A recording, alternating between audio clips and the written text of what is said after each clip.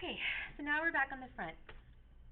So we have the way it was, right? We've got this idea that parties used to be in control while voters in the states might have some kind of influence or be able to like say something or express their will. It wasn't particularly very binding.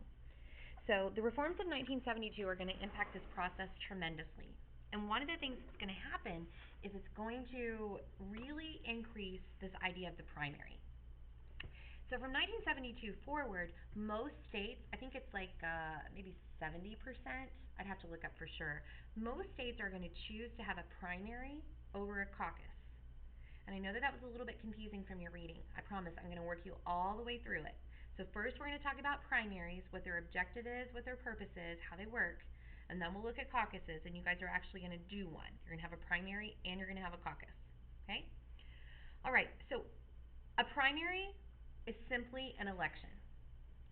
It's you have a ballot over here, and like right here, this list, this says president, and this was at one point this was actually this March 2016. So every one of these people was a Republican who wanted to be president. Every one of these people was a Republican who wanted to run for U.S. House of Representatives for the district that this is from.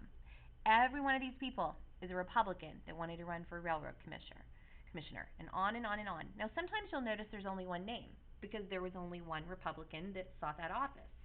So the purpose of a primary is when you have multiple candidates within that party that are seeking an office.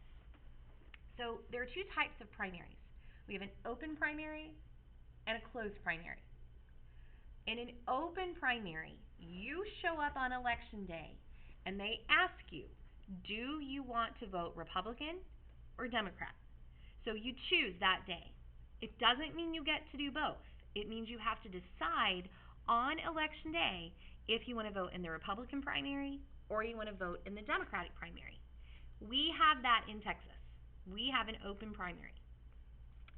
If we had a closed primary state, when you showed up on the primary election day, they would check your voter registration card and they would see you are registered as a Republican or you are registered as a Democrat, and then you're only allowed to vote in that primary. So my question for you is, make yourself a note and I'll talk to you about this next class. Who doesn't get to vote in a closed primary state? And what is kind of like a positive, what's like a benefit of the open primary state? But I want you to think about a consequence too. Like, so what's something that can happen if you have an open primary? Because it's actually a reality. Okay? Well, there we go. So actually, why don't you guys spend a little bit of time just thinking about that? Kind of what are the pros and cons of both systems?